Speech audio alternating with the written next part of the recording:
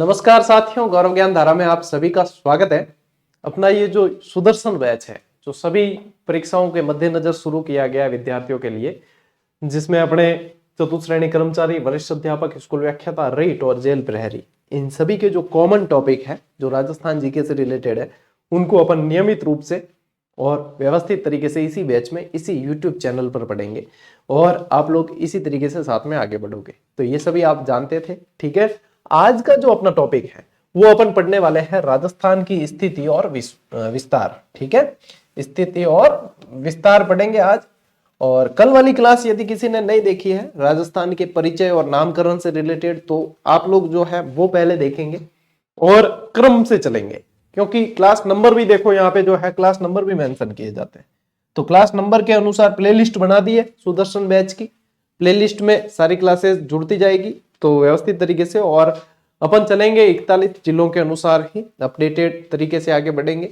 वैसे इस बात को भी ध्यान में रखें कि आगामी परीक्षाओं में जिलों वाला प्रभाव आपके नहीं पड़ेगा, एग्जामिनर इनसे बचता है। और 33 जिलों वाली भी स्थिति आप लोगों के दिमाग में क्लियर है तो भी आप लोग सही तरीके से ही आगे बढ़ रहे हैं, ठीक है। तो आज स्थिति और विस्तार, साथ ही साथ प्रमुख भौगोलिक उपनाम भी अपन देखेंगे साथ ही साथ इसी क्लास में। करें शुरू, क्योंकि ये क्लास जो है प्रीमियर पर चलेगी एज ए लाइव, लेकिन अपने को पढ़ना है और अपने को लक्ष्य को भेदना है, इसलिए ये क्लासेस अपने विदाउट लाइव चैट, यानी लाइव चैट आप तो कर सकते हो लेकिन हम जो है ध्यान उसमें नहीं देंगे, क्योंकि ये एक तरीके से अपलोड क्लास ही है। चलिए बेटा शुरू करते हैं आज की इस क्लास को। देखो अपने क्या समझ रहे हैं आज, स्थिति और विस्तार, ठीक है। स्थिति और विस्तार का मतलब है कि राजस्थान इस ग्लोब पे देखा जाए, ग्लोब होता है ना, नमूना जो पृथ्वी का होता है उसे बोला जाता है ग्लोब। तो इस ग्लोब पे देखा जाए या अपने जो है भौगोलिक रूप से देखें तो ये कौन से अक्षांश और देशांतरों के मध्य स्थित है। ऐसे कैसे, जो एशिया कौन से अक्षांश देशांतर के मध्य है, भारत कौन से अक्षांश और देशांतर के मध्य है, क्या ये उत्तरी गोलार्ध में या दक्षिणी गोलार्ध में है ना। तो इन सभी चीजों को ध्यान में रखते हुए अपने को इसकी स्थिति और विस्तार से संबंधित प्रश्नों को देखना है, और ये पूछा भी जाता है एग्जाम में। देखो इसके लिए सबसे पहले आप लोगों को यह समझना पड़ेगा कि अक्षांश रेखाएं कैसी चलती है और देशांतर रेखाएं कैसी होती है। यदि आप देखोगे ये जो है लेटीट्यूड बोलते हैं इनको, ठीक है। ये देखो ऐसे लेटी हुई रेखाएं हैं, है ना। अपन जो है इसको इंग्लिश में बोला तो जाता है लैटिट्यूड, लेकिन अपन इनको याद रखने के लिए ऐसे कह सकते हैं कि लेटी हुई रेखाएं हैं। लेटी हुई कौन सी आएगी आप लोगों के, अक्षांश रेखाएं। कौन सी आएगी, अक्षांश रेखाएं जो है वो आप लोगों के एक तरीके से कैसी है, लेटी हुई रेखाएं हैं, ठीक है। कैसी है, लेटी हुई। तो इसे क्या कहा जाता है, लैटिट्यूड, या अपन कह सकते हैं कि हॉरिजेंटल। हॉरिजेंटल और वर्टिकल कैसी होती है, खड़ी रेखाएं। तो ये जो खड़ी रेखाएं होती है, ये देखो ये जो खड़ी रेखाएं हैं इनको कह दिया लॉन्गिट्यूड, या ये वर्टिकल लाइंस कहलाएगी, और ये कहलाती है आप लोगों के हिंदी के अंदर कह देते हैं देशांतर रेखा। क्या कहते हैं, देशांतर रेखाएं कह दिया जाता है। अब राजस्थान जो है कौन से अक्षांश और देशांतर के मध्य है, यही उसकी स्थिति है, ठीक है। और यही उसका विस्तार, मतलब कि कहां से कहां तक फैला हुआ है ये बनता है। लेकिन अपन थोड़ा सा पृथ्वी का जो है अपने और रूप थोड़ा सा समझते हैं। देखो क्या है कि पृथ्वी जो है अपने अक्ष पे थोड़ी सी झुकी हुई है, ये आप सभी को पता है। तो ये इस तरीके से झुकी हुई है। अब ये जो विषुवत रेखा है, यानी कि जो भूमध्य रेखा है, ठीक है, आधा भाग इसके ऊपर आधा भाग इसके नीचे, तो ये जो होता है ना, ये आप लोगों को कहलाता है आप लोगों के उत्तरी गोलार्ध। ये क्या कहलाता है, उत्तरी गोलार्ध कहलाता है। और ये जो है ये आप लोगों के कहलाता है ये वाला भाग, ठीक है, नीचे वाला, ये कहलाता है दक्षिणी गोलार्ध। क्या कहलाता है, दक्षिणी गोलार्ध, ठीक है। यहां से बात जो है बेसिक से चल रहा हूं मैं, ताकि सभी विद्यार्थियों के समझ में आए। अब अपन उस जगह निवास करते हैं जहां से कर्क रेखा निकलती है। अपने भारत देश से मकर रेखा नहीं निकलती है, तो यानी अपने जिस जगह निवास करते हैं ना वो कर्क रेखा निकलती है 23.5 डिग्री उत्तरी अक्षांश, ठीक है। ये जो है 23.5 डिग्री उत्तरी अक्षांश, ये कर्क रेखा है, और ये राजस्थान से भी निकलती है, ठीक है।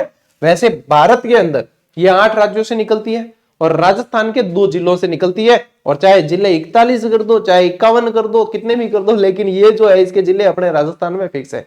डूंगरपुर और बांसवाड़ा से निकलती है। जिलों का प्रभाव इसीलिए कह रहा हूं नहीं पड़ेगा एग्जाम पे भी, ठीक है। तो ये अपने कर्क रेखा जो है यहां से निकलती है राजस्थान से। ये उत्तरी गोलार्ध में। जो दक्षिणी गोलार्ध में जो 23.5 डिग्री दक्षिणी अक्षांश है ना, वो मकर रेखा कहलाती है। वो क्या कहलाती है? मकर रेखा कहलाती है। तो अपने अभी इस संदर्भ में अपने को ये चीज ध्यान में रखनी है, क्योंकि कर्क रेखा से रिलेटेड सवाल अपने बनते हैं। तो यहाँ पे क्या समझे आप?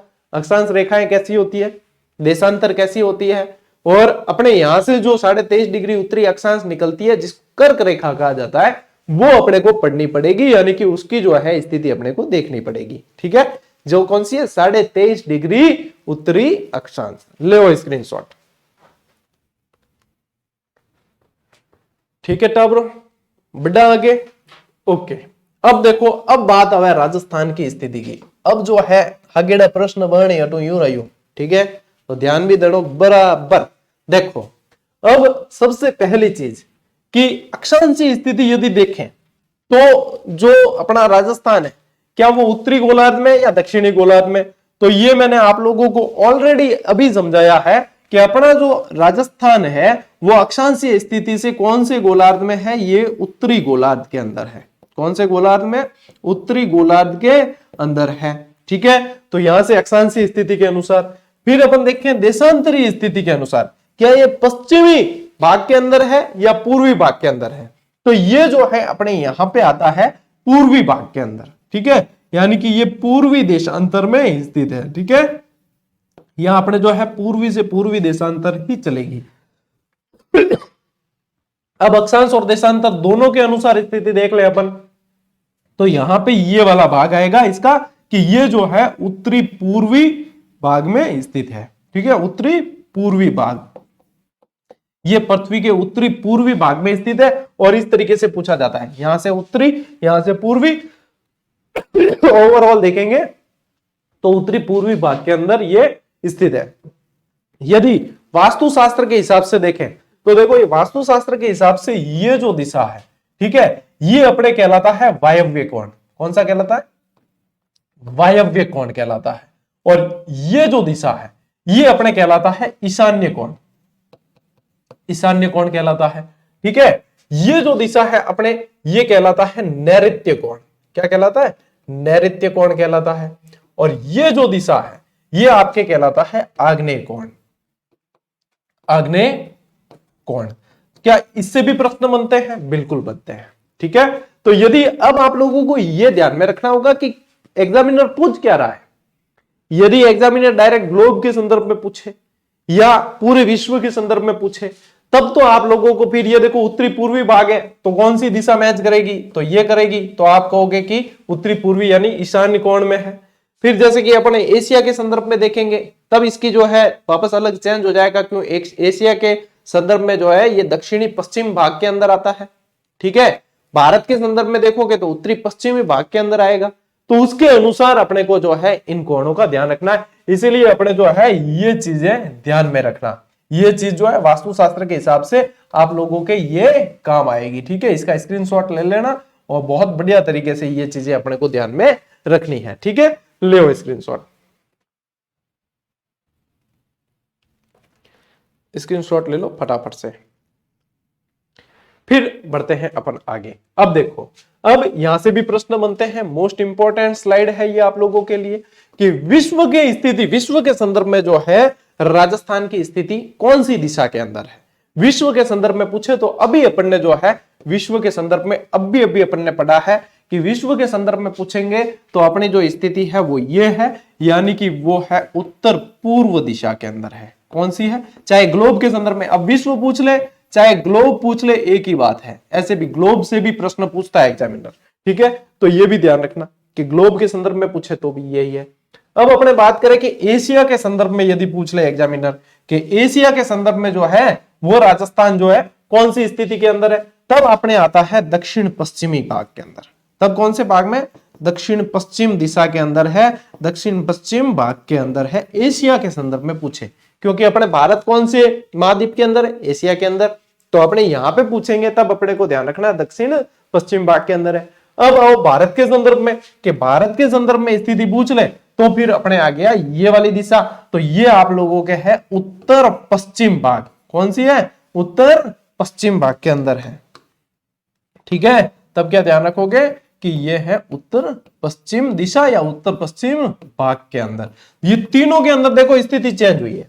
ग्लोब या विश्व के संदर्भ में पूछेंगे तो उत्तरी पूर्वी, अक्षांश देशांतर भी पूछ रहे तो उत्तरी पूर्वी, एशिया के संदर्भ में पूछे तो दक्षिण पश्चिम भाग के अंदर है इस दिशा में। मैंने आप लोगों को इसीलिए इस जो है ग्राफिक्स के माध्यम से समझा रहा हूं ताकि आप लोगों की चीजें क्लियर हो। और अपने भारत की स्थिति में पूछे कि भारत के संदर्भ में तो फिर है उत्तर पश्चिम भाग के अंदर, ठीक है, उत्तर पश्चिमी भाग के अंदर। अब ये चीजें बिल्कुल आप लोगों के दिमाग में क्लियर हो जाएगी। जिन्होंने पहले मुझसे पढ़ रखा है उनके हो रहा है रिवीजन, क्योंकि आप 30 से 45 मिनट लगभग अपनी क्लास होगी और ये समय यहाँ पे दोगे अपन 40-50 मिनट मान लीजिए अपनी क्लास चलती है, ये समय आप लोगों का बेस्ट रिवीजन होगा।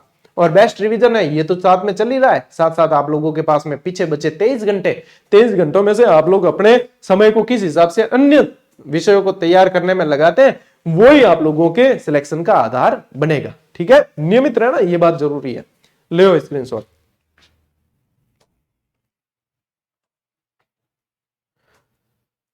अब बढ़ते हैं अपन आगे। चलो अब बात करते हैं बेटा अक्षांशीय विस्तार की, कि अक्षांशीय स्थिति राजस्थान की क्या है, और ये पूछा जाता है, ठीक है। अक्षांशीय स्थिति यानी कि यहां से लगा के और यहां तक कौन कौन से अक्षांश चलते हैं, यहां से लगा के और यहां तक अक्षांश कौन कौन से हैं। तो देखो अक्षांशीय विस्तार पूछे ना आपको तो ध्यान रखना 23 डिग्री 30 मिनट, ये इस तरीके से लिखा जाता है। ये होती है डिग्री, ये होता है मिनट। जब यहाँ पे 60 हो जाएंगे, मान लीजिए यहाँ 60 हो गए तो यहाँ पे 1 डिग्री बढ़ जाएगी। ये गणित के अंदर अपन ने देखा ना 60 मिनट की 1 डिग्री है। जब यहाँ पे अपन 60 कर देंगे ना तो यहाँ पे 1 डिग्री बढ़ जाएगी, ये ध्यान रखना, ठीक है। ये जो होता है मिनट और फिर डबल मैंने ऐसे लगा दिए तो फिर सेकंड होता है, ठीक है, तो सेकंड होता है। तो 23 डिग्री 30 मिनट से अपने 23 30 तो अपने क्या हो जाएगी, कर्क रेखा हो जाएगी। 23 30 तो क्या होगी, कर्क रेखा। 23 डिग्री 3 मिनट, 23 डिग्री 3 मिनट से अपने जो है 30 डिग्री और 12 मिनट उत्तरी अक्षांश। वापस ये भी ध्यान रखना, उत्तरी अक्षांश ये जो है अपने राजस्थान का क्या है, अपने अक्षांशीय विस्तार है। 23 3 से 30 12, 3 है ये, 30 नहीं है, ठीक है। 23 3 से 30 12। फिर अपने को क्या ध्यान रखना है कि अभी जैसे अपन ने लिखा 23 डिग्री और 30 मिनट लिखा था ना, उसको भी अपने साथ में मेंशन करना है। 23 डिग्री और 30 मिनट जो है वो क्या है, अपने कर्क रेखा है। क्या है, कर्क रेखा। कर्क रेखा जो आपके यहाँ डूंगरपुर और बांसवाड़ा से होती हुई निकलती है वो है आपके कर्क रेखा, ठीक है। जो आपने कितनी है 23 डिग्री 30 मिनट, 23.5 डिग्री कहते हैं ना, या तो ऐसे लिख दो 23 सही 1/2, ठीक है, 23 सही 1/2 डिग्री, 23.5 डिग्री, या फिर 23.5 है तो मैंने क्या कहा ये 60 मिनट है तो 60 के आधे करो तो 30, तो 23 डिग्री 30 मिनट तो ये। और अक्षांशीय विस्तार कितना है 23 3 से 30 12, 23 3 से 30 12 उत्तरी अक्षांश। क्या ध्यान रखोगे, 23 डिग्री 3 मिनट से 30 डिग्री 12 मिनट उत्तरी अक्षांश। उत्तरी से उत्तरी ही है, उत्तरी से उत्तरी है, बांसवाड़ा से श्री गंगानगर तक, बांसवाड़ा से श्री गंगानगर तक जो है ये इसका उत्तरी अपने क्या है यहां पे विस्तार है, इसका अक्षांशीय विस्तार है। क्या है, अक्षांशीय विस्तार है, ठीक है। अक्षांशीय विस्तार इसका ये है, ठीक है। अब बढ़ते हैं अपन आगे कि इसका देशांतरी विस्तार क्या है। देशांतरीय विस्तार यानी कि ऐसी खड़ी रेखा है, ठीक है। तो सबसे पहले तो ध्यान रखो कि पूर्वी देशांतर से पूर्वी देशांतर ही ये चलती है, पूर्वी देशांतर से पूर्वी देशांतर ही ये चलती है। इसका जो देशांतरीय विस्तार है वो आप लोगों के है 69 डिग्री 30 मिनट से 69 डिग्री 30 मिनट से आप लोगों के 78 डिग्री 69 डिग्री 30 मिनट से 78 डिग्री 17 मिनट। और क्या है, पूर्वी देशांतर, पूर्वी देशांतर 78 अपने 69 30 से 78 17, ठीक है। ये तो है डिग्री और ये है मिनट। पूर्वी से पूर्वी, यहां अपने जैसलमेर से धौलपुर की बात कर लें यदि, तो ये अपने होगा देशांतरीय विस्तार। यानी अक्षांशीय स्थिति क्या है और देशांतरीय स्थिति क्या है, इन चीजों को अपन ने यहां पे समझा है, इन चीजों को अपन ने यहां पे समझा है, ठीक है, कि उत्तरी और दक्षिणी की बात कर रहे हैं तो यहां पे ये चीजें इस तरीके से समझनी है, ठीक है। तो यहां पे ये चीज आप लोग स्क्रीनशॉट ले लो, एक बार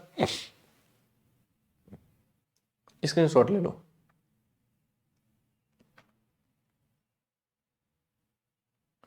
फिर देखो, अब इसके अलावा यहां पे जो है राजस्थान का सबसे दक्षिणी भाग देखें अपन, एक तो ये, एक ये, एक ये और एक ये, इसको भी साथ साथ देख लेते हैं। तो इसकी कुछ ट्रिक है। ट्रिक ये है कि एक तो याद रखो कटशिला, क्या ध्यान रखो, कटशिला। एक ध्यान रखो बोरकोणा, बोरकोणा। इससे क्या होगा, इससे चीजें याद होगी। क्या याद कैसे होगी गुरुजी? तो देखो कटशिला जो लिखा है ना, इसका मतलब है आप लोगों को ये जो है यहाँ के कटरा से यहाँ के सिलाना तक जो है विस्तार है, यहाँ के सिलाना तक जो है विस्तार है। कटरा जैसलमेर से सिलाना अपने धौलपुर तक, ठीक है, सिलाना अपने धौलपुर तक। और यहाँ पे बोरकुंड से, यहाँ पे बोरकुंड से ऊपर जो है गंगानगर के अपने कोणा गांव तक, गंगानगर के कोणा गांव तक इसका विस्तार है, ठीक है, कोणा गांव तक इसका विस्तार है। तो ये भी अपने को साथ साथ में ध्यान में रखना है कि कटशिला, बोरकोणा, इनका जो है अपने राजस्थान का विस्तार कहां से कहां तक है। तो ये है आप लोगों के लिए ट्रिक, कि इस ट्रिक से याद रखो। अब देखो वैसे याद रखोगे तो अपने क्या है, जैसलमेर से धौलपुर, जैसलमेर से अपने धौलपुर तक विस्तार है। और यहां पे ऊपर से नीचे देखोगे तो गंगानगर से अपने बांसवाड़ा तक, है ना, अपने गंगानगर से बांसवाड़ा। और फिर अंदर जाके प्रश्न पूछे एग्जामिनर तो आपको गांव पूछ सकता है, तो उसमें ध्यान रखना है बोरकोणा और कटशिला, दो ट्रिक याद रखनी है ना। अक्षांशीय और देशांतरीय विस्तार में 23-3 से 30-12 और 69-30 से 78-17, ये आपके देशांतरीय पूर्वी से पूर्वी, और ये अपने उत्तरी से उत्तरी, 23-3 से 30-12 उत्तरी अक्षांश और 69-30 से 78-17 जो है पूर्वी देशांतर। यहां से प्रश्न सारे के सारे बनने वाले प्रश्न है और सभी इस तरीके से आपको ध्यान रखने हैं, ठीक है बेटा। अब स्क्रीनशॉट लो, एक बार बढ़ते हैं आगे, ले स्क्रीनशॉट। चलो टाबरू आगे बढ़ागे। ओके, देखो अब जो है यदि थान पूछ ले के राजस्थान को अक्षांशीय अंतर कितो है, अक्षांशीय अंतर निकालना है, यानी कि थान के करनो पड़ी कि आपने जो 23-3 से 30-12 लिखा था ना, तो वहां पे 30 डिग्री 12 मिनट में से 23 डिग्री और 3 मिनट घटा देंगे, तो ये अपने जो है अंतर सीधा का सीधा यहाँ पे ये आ जाएगा, ठीक है। देशांतरीय विस्तार अपन ने लिखा था 69-30 से 78-17, तो है 78 डिग्री 17 मिनट में से अपने 69 डिग्री 30 मिनट जो है घटा लेंगे, तो अपने जो है उत्तर निकल के आ जाएगा ये वाला, ठीक है। और यहाँ का उत्तर ये वाला। अब ये कैसे, आप लोग देखो यहाँ पे है ना कंफ्यूजन क्या होगा, जब आप यहाँ पे एक उधार लोगे तो आप एक उधार लेके 117 मिनट नहीं करोगे, आप एक उधार लोगे यानी कि आप 60 मिनट उधार ले रहे हो, ये ध्यान रखना। अपने क्या होता है, उधार लेते हैं जब घटता नहीं है तो उधार लेते हैं, तो यहाँ पे एक उधार लेके 117 नहीं करना है, एक उधार लोगे तो आप यानी कि 60 मिनट उधार ले रहे हो और 60 मिनट उधार लेके फिर इसको घटाना है, तब आपके आएगा 8 डिग्री 47 मिनट। तो देशांतरीय अंतर और राजस्थान का अक्षांशीय अंतर आएगा 7 डिग्री 9 मिनट, 7 डिग्री 9 मिनट। 12 में से 3 गए तो सीधे 9 बच रहे हैं, 12 में से 3 गए तो सीधे 9 बच रहे हैं। तो ये चीज ऐसे ध्यान रखनी है, ठीक है, ये भी इंपॉर्टेंट है आप लोगों के। अब देखो राजस्थान में सूर्य की किरण को पूर्व से पश्चिम की दूरी तय करने में लगने वाला समय, अब जैसे ये दो देशांतर रेखाएं हैं यहां से, और सूर्य की किरण को यहां, दो देशांतर रेखाओं के बीच की दूरी तय करने में 4 मिनट का समय लगता है। एवरेज कितना लगता है, 4 मिनट का समय लगता है। अब ये दूरी कैसे निकालेंगे अपन, कि 35 मिनट 8 सेकेंड, गुरुजी कैसे पता चला, तो पता ऐसे चलता है कि अंतर कितना है देशांतरीय, 8 डिग्री 47 मिनट है, 8 डिग्री 47 मिनट इंटू इसको कर दो 4 से गुणा, 8 डिग्री 47 मिनट है, इसको इंटू 4 से गुणा कर दो, आप लोगों के आ जाएगा आपके 35 मिनट और आप लोगों के 8 सेकंड, 35 मिनट और 8 सेकंड आएगा। 36 क्यों नहीं आएगा, क्यों नहीं आएगा 36, क्योंकि 8 चौक कितने हुए 32, और यहाँ पे पूरा मिनट नहीं है, 47 अपने क्या है 47 मिनट है, पूरी डिग्री नहीं है, ठीक है, 47 मिनट ही है। तो इसीलिए जो है यहाँ पे ये वाला अंतर 8 सेकंड वाला आता है। पूरे 36 मिनट जो है नहीं लगते हैं, 35 मिनट और 8 सेकंड लगता है। क्या, कौन सी दूरी तय करने में? कि सूर्य की किरण को पूर्व से पश्चिम, अब सूर्य कहां से उगता है? पूर्व से उगता है, इसलिए पूर्व से पश्चिम दूरी बोलेंगे, पश्चिम से पूर्व नहीं बोलेंगे। यानी कि यहाँ पे सूर्य जो है धौलपुर के अंदर उदय होगा और पूर्व से पश्चिम यहाँ अंतिम छोर तक रोशनी पहुंचने में, सूर्य की किरणें पहुंचने में समय जो लगेगा वो 35 मिनट 8 सेकंड का समय लगता है। ठीक है, 35 मिनट 8 सेकंड का समय लगता है। अब देखो सूर्य की किरणें सबसे सीधी बांसवाड़ा में पड़ती है। अब क्यों पड़ती है सबसे सीधी बांसवाड़ा में? सबसे सीधी तो वैसे आप लोगों को पता है कहां पड़ती है? भूमध्य रेखा पे पड़ती है। कहां पे पड़ती है? भूमध्य रेखा पे पड़ती है। फिर यहां से जो है पड़नी, तिरछी पड़नी शुरू हो जाती है, क्योंकि पृथ्वी कैसी है? गोल है, तो तिरछी पड़नी शुरू हो जाती है। लेकिन यहाँ पे कर्क रेखा गुजर रही है, अपने डूंगरपुर बांसवाड़ा से क्या गुजर रही है? कर्क रेखा गुजर रही है। तो ये कर्क रेखा गुजरती है वहां पे, तो फिर भी सीधी पड़ रही है, लेकिन और जैसे जैसे ऊपर जाएंगे वैसे वैसे तिरछापन होता जा रहा है। तो सबसे सीधी जो पड़ती है राजस्थान के अंदर, वो पड़ती है अपने बांसवाड़ा के अंदर, सबसे सीधी किरणें, और ऊपर जाते जाते और टेढ़ा बनाता जाता है। तो सबसे टेढ़ी जो पड़ती है ना, वो पड़ती है श्री गंगानगर में। क्यों पड़ती है? क्योंकि श्री गंगानगर सबसे ऊपर है, अपने यहाँ सबसे ऊपर है, इसलिए देखना गंगानगर में वगैरह सर्दी भी ज्यादा पड़ती है। जैसे जैसे कर्क रेखा से दूरी बढ़ती है, सर्दी ज्यादा जो है पड़ती है। क्यों? क्योंकि सूर्य की किरणों का तिरछापन जो है वो ज्यादा होता है। ये सारे कारण हैं, ये सारे भूगोल के अंदर समझने होते हैं अपने को, और इनमें कोई जिलों का फर्क नहीं पड़ता है। इसलिए आप लोगों को बार बार हम कहते हैं कि जब जिले बदल जाए, कुछ भी हो जाए, आपको घबराना नहीं है। अब हम क्या करेंगे, जिले बदल गए, गुरुजी वापस बदल गए, हम क्या करेंगे? हमने नोट्स बनाए। नोट्स बनाए, पढ़ा हुआ कभी व्यर्थ गया है क्या आज दिन तक? अच्छा बताओ, जिले बदल लिए, आपने पढ़ा, आपने बालोतरा पढ़ा, फलोदी पढ़ा, ये सारी चीजें पढ़ी, तो काम ही तो आएगी। मान लीजिए खेजड़ली को आपने जोधपुर ग्रामीण में पढ़ लिया, तो पढ़ा तो है, याद तो किया, कम से कम खेजड़ली के बारे में जाने तो हो। आगे क्या करना है? ग्रामीण ही तो हटाना है, क्या हाँ जोधपुर में तो रहेगा? ऐसा तो है नहीं जिले बदले जो खेजड़ली को यहां से उठा के धौलपुर में टिका दिया, वो वाली चीज तो हुई नहीं। अगर वो होती तो हम भी कहते भैया डरो रे, अब कुछ भी हो सकता है। अरे तुम तो फालतू के डरते हो, माहौल बना दिया, माहौल में आ गए, ये हो गया, कुछ भी नहीं है। इसीलिए मुझे बैच लेकर आना पड़ा कि कुछ नहीं है, चलो हम करा दें। और तुम्हें कहा भी है, जब तक हम यहां से करवा रहे हैं तुम्हें किसी चीज की चिंता करने की जरूरत है नहीं। ठीक है, हाँ ले स्क्रीनशॉट। बढ़े आगे, देखो टाबरो, तो होगी बात अक्षांशीय और देशांतरी विस्तार की।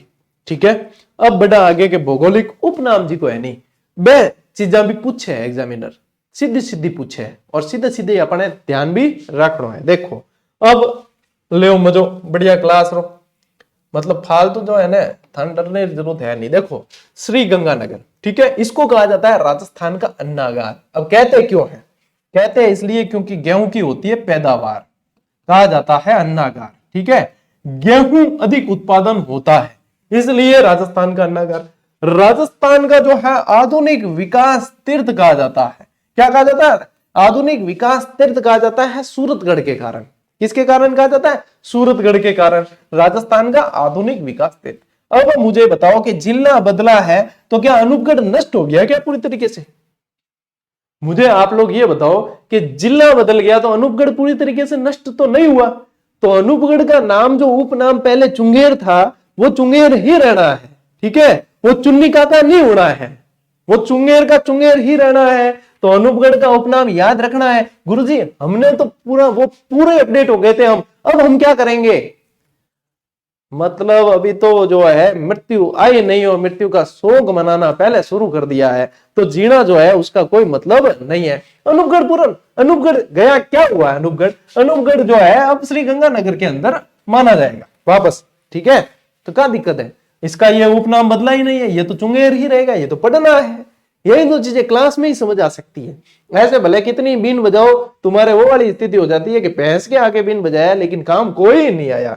अब लोग बीकानेर, ऊन का घर, राती घाटी, जांगल प्रदेश, जिसमें कुरु जांगला और भाद्रे जांगला के नाम से जानते थे, ऊंटों का देश इसको कहा जाता था। अब इसके अंदर आते हैं, बीकानेर के अंदर देखो लूणकरण सब। ठीक है, जिसको क्या कहते हैं? राजस्थान का राजकोट। क्यों कहते हैं? क्योंकि मूंगफली का ज्यादा उत्पादन होता है यहाँ। ठीक है, वैसे राजकोट के अंदर भारत में ज्यादा होता है, यहाँ पे ज्यादा होता है, तो इसको ये कह दिया। गजनेर झील जो है इसे शुद्ध पानी का दर्पण कहा जाता है, और घी वाला मंदिर, यहाँ पे एक भंडासर संडासर जैन मंदिर है जिसको कहा जाता है घी वाला मंदिर। इसके बारे में मान्यता है कि इसमें जो है ये घी के व्यापारी थे, इन्होंने बनाया 400 मन घी जो है ना वो नींव में डाला था पानी की जगह। और अभी भी जैसे गर्मी पड़ती है तो ये देखने को मिलता है कि वहां पे जो है फर्श है ना उनके वो चिकना हो जाता है अपने आप, कि घी अभी भी जो है ऊपर आता है। अब देखो जो घी का व्यापारी है वो घी डालेगा, ठीक है। कई जने जो है जैसे तस्करी करते हैं तो ये अपने सांवलिया सेठ जी के जो अफीम चढ़ाते हैं वहां, तो जो जिसका व्यापारी है वो करेगा। कई जने हमें कहते हैं गुरुजी आपने तो क्या वो भी किताब निकाल दी, वो भी किताब निकाल दी।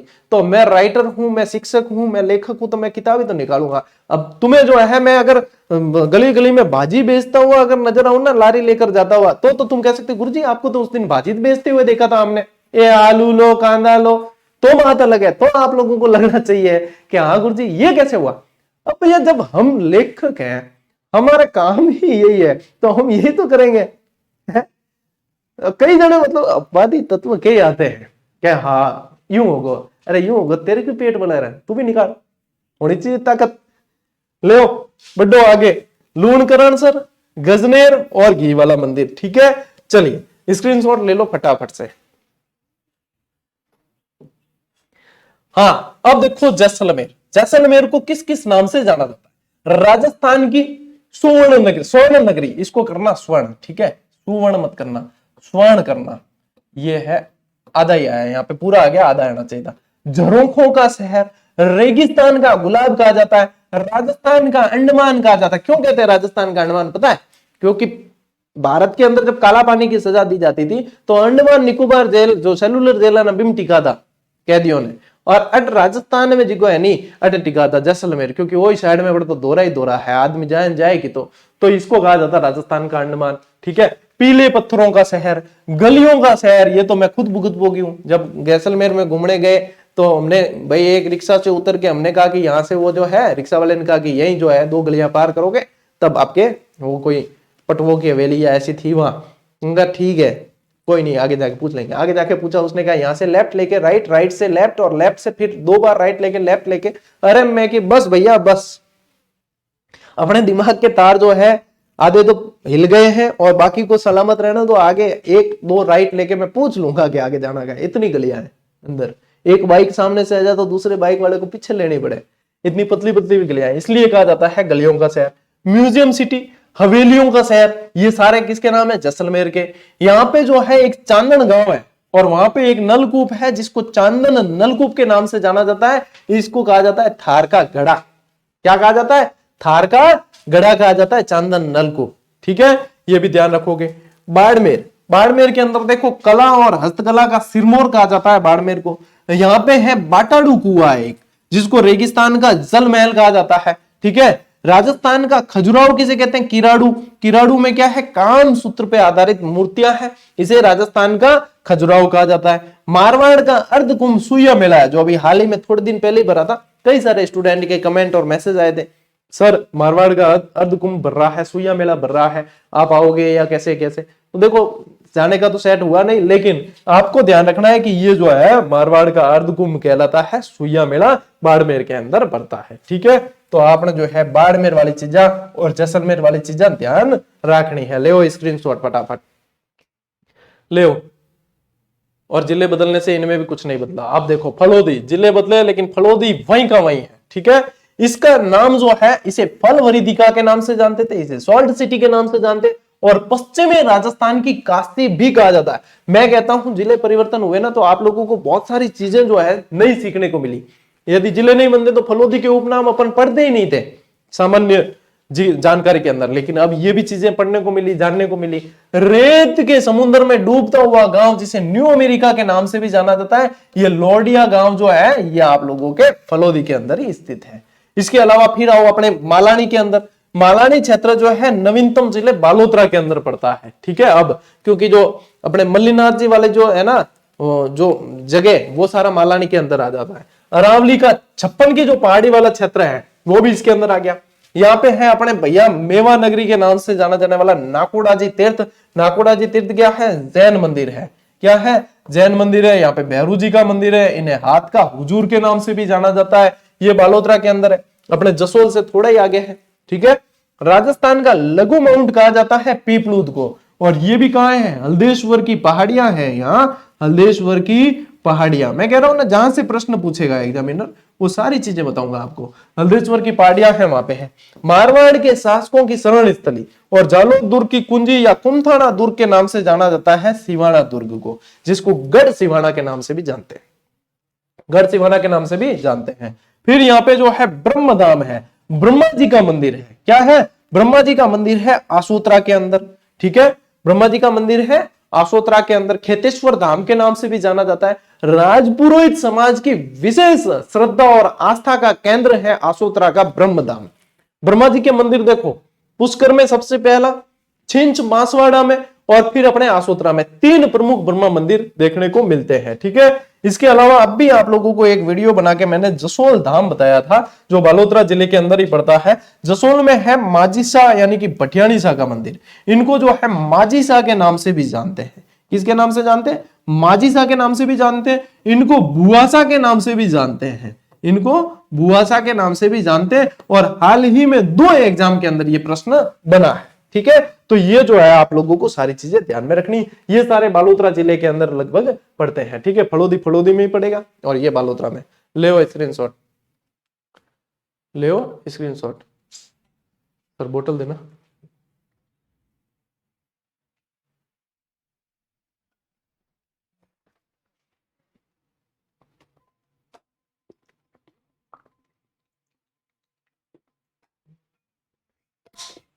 बड़ा इंटरेस्ट आता है जब अपन ऐसी अपलोड क्लास में पढ़ते। क्यों, कंटेंट पे फोकस करते हैं अपन। फिर अपने को वो चीज दिखती नहीं, गुरुजी 4th ग्रेड में वो सब्जेक्ट पढ़ाओगे।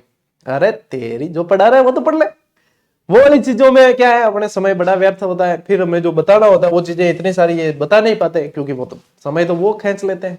तो सबसे बेस्ट पैटर्न है मेरे अनुसार ये। अपने जीजीडी देखना ज्यादातर इन्हीं क्लासों पे फोकस करता है। जीजीडी, ओपीडी जितनी क्लासें आ रही है सभी शिक्षकों की, वो सारे पढ़ाने पे फोकस करते हैं कि पढ़ाना है। और यही तो आधार बनता है। हर स्कूल में लगभग 2nd ग्रेड भर्ती जो लास्ट संपन्न हुई थी, हर स्कूल में जो 2nd ग्रेड वरिष्ठ अध्यापक लगे, उन्होंने लगभग अपना जीके वाले बैच को पढ़ा है। अभी भी जो है कॉल मैसेज वगैरह आते हैं स्टूडेंट के। और अब उसमें जो है रीट वगैरह में जो उसमें लगे थे ना, उनके प्रोबेशन पूरे हो गए ग्रेड 3rd के अंदर और बढ़िया सैलरी उठा रहे हैं। बोलो, आपको भी उठानी है, व्यवस्थित तरीके से पढ़ना पड़ेगा।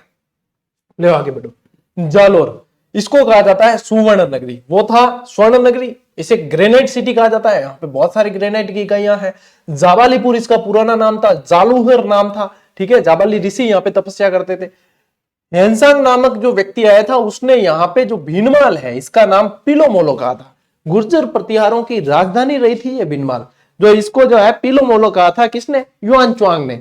और अपन ने जो है युआन च्वांग को क्या कहा, हेनसांग नाम ही दे दिया हमने, तो इतिहास में लिख दिया, नाम था युआन च्वांग। ठीक है, राजस्थान का पंजाब किसे कहा जाता है, सांचौर को। अब देखो टाबरो, कोई यूं नहीं कहे गुरुजी सांचौर तो जो है जिला टूट गया या वापस जालोर मिला दिया। यहाँ आप लोगों को प्रभाव पड़ ही रहा है। सांचौर जिला जो है वापस सांचौर जो बनाया था वो जालोर में मिल गया, लेकिन सांचौर समूल नष्ट नहीं हुआ है। यही चीज मैं कह रहा हूं। सांचौर का नाम सत्यपुर ही है अभी भी उपनाम। राजस्थान का पंजाब अभी भी सांचौर को ही कहते हैं। नेहड़ क्षेत्र अभी भी सांचौर के अंदर ही बढ़ता है। तो बस इतनी चीजें ध्यान में रखनी है अपने को। अपने को लगता है अरे अब तो, क्योंकि अखबार में टाइटल आ जाता है राजस्थान का भूगोल फिर बदल गया, 2-4 वीडियो भी मिल जाते हैं यूट्यूब पे घूमते घूमते, राजस्थान का भूगोल फिर बिगड़ गया, ये हो गया वो हो गया। जब पढ़ते तभी पता चलता है हाँ ये तो न के बराबर चेंज है, इसमें तो कोई फर्क पड़ ही नहीं रहा। तो भी जब तो पढ़ोगे जब तो पता चलेगा। सिर्फ बातों में आओगे इधर उधर तब तो कैसे पता चलेगा, समय व्यर्थ करोगे बस। अब पढ़ो, देखो, अब देखो क्या आपको जहां जहां चेंज करना मैं बता दूंगा। सांचौर है, ठीक है, नेहड़ क्षेत्र इसी सांचौर के अंदर आता है। अब करना क्या है, जहां जहां सांचौर लिखा मिलेगा उसके आगे कोष्टक लगा के जालोर लिख लेना। सांचौर के अंदर जो चीजें लिखी थी उसके आगे कोष्टक लगा के जालोर लिख लेना। ये होगी अपडेट। नेहड़ क्षेत्र अभी भी आप लोग क्या करोगे, नेहड़ क्षेत्र सांचौर करके फिर आगे जो है कोष्टक लिख के जालोर करोगे कि जालोर क्षेत्र के अंदर है। पश्चिमी राजस्थान का कश्मीर कहा जाता है रानीवाड़ा को। रानीवाड़ा जो है आप लोगों ने जो है रानीवाड़ा सांचौर में लिखा, तो सांचौर की जगह जालोर लिख देना। ये होगी अपडेट, बस क्या चिंता है। सिरोही इसे शिवपुरी, देवों की नगरी, चंद्रावती के नाम से जानते थे। राजस्थान का शिमला, इसके अंदर जो माउंट आबू है ना, उसको राजस्थान का शिमला और राजस्थान का बरखोयांस कहा जाता है, क्योंकि रूस के अंदर जो बरखोयांस क्षेत्र है वो विश्व का सबसे ठंडा क्षेत्र है, तो इसको राजस्थान का शिमला और राजस्थान का बरखोयांस के नाम से जानते हैं। राजस्थान की वैष्णो देवी के नाम से प्रसिद्ध मंदिर अधर देवी मंदिर जो है वो यहीं पे है, ठीक है। अधर देवी जो शक्तिपीठ है वो यहीं पे है माउंट आबू के अंदर, जो राजस्थान का हिल स्टेशन है, एकमात्र हिल स्टेशन कह सकते हो जो सबसे ऊंचाई पर स्थित है, ठीक है। लियो स्क्रीनशॉट, बढ़ो आगे। देखो उदयपुर, उदयपुर जो है सैलानियों का स्वर्ग है, क्योंकि घूमने का बहुत जबरदस्त स्थल है। यदि कोई विश्व के किसी भी कोने में से ये सर्च करे कि राजस्थान में घूमने लायक जगह, तो उदयपुर जो है उसको पहले या दूसरे नंबर पर ही देखने को मिल जाएगा, ठीक है। सैलानियों का स्वर्ग कहा जाता है, पूर्व का वेनिस कहते हैं, व्हाइट सिटी के नाम से जानते हैं। राजस्थान का कश्मीर भी इसे कहा जाता है, झीलों की नगरी, क्योंकि झीलें बहुत ज्यादा है, महलों की नगरी, फाउंटेन एंड माउंटेन सिटी के नाम से जाना जाता है, और एशिया का वियना भी कहा जाता है। एवरीथिंग, सब कुछ आ गया इसके अंदर, सारा ही इसके अंदर आप लोगों के आ गया। राजस्थान का विंडसर महल, यहाँ का राजमहल जो है वो राजस्थान का विंडसर महल के नाम से जाना जाता है। और यहाँ का जगदम्बिका मंदिर वो मेवाड़ का खजुराहो कहलाता है। अभी अपन ने पढ़ा था राजस्थान का खजुराहो, वो है किराड़ू मंदिर। यदि ये पढ़ो कि राजस्थान का मिनी खजुराहो, तो वो है बंडदेवरा मंदिर 12। और यहाँ पे पढ़ना है मेवाड़ का खजुराहो, तो जगत अंबिका मंदिर आप लोगों के उदयपुर वाला। मेवाड़ का काला पानी जो सजा है वो सराड़ा किला है, सराड़ा जेल, उसको सराड़ा किले के अंदर ही पहले जेल बनाई जाती थी, तो वो सराड़ा वाली जगह जो सलूम्बर के अंदर है, ये कहाँ है, ये सलूम्बर के अंदर है। ये दोनों सराड़ा और ये चावंड, ये जो है ये सलूम्बर के अंदर है। कहां पे है, सलूम्बर के अंदर है, ठीक है। मेवाड़ की आपातकालीन राजधानी किसको बनाएगी, चावंड को बनाएगी। संकटकालीन राजधानी जिसे कहते हैं वो चावंड को बनाई गई। ये है आप लोगों के कहां पे, सलूम्बर के अंदर। डूंगरपुर पहाड़ों की रानी या पहाड़ों की मल्लिका के नाम से जाना जाता है, ठीक है। पहाड़ों की मल्लिका कहा जाता है, भीलों की पाल भी कहा जाता है इस डूंगरपुर को। इसी डूंगरपुर में यहाँ पे बेणेश्वर धाम है, जिसे आदिवासियों का कुंभ कहा जाता है। कौन सी नदियों का त्रिवेणी संगम है, सोम, माई और जाखम, इन तीनों का त्रिवेणी है बेणेश्वर के अंदर, नवटापुरा गांव के अंदर, है ना। यहाँ पे बेणेश्वर धाम है, ठीक है। ले स्क्रीनशॉट, चलो भाई आगे बढ़ा। चित्तौड़गढ़, गढ़ तो चित्तौड़गढ़, बाकी सब गढ़ैया। राजस्थान का गौरव कहलाता है।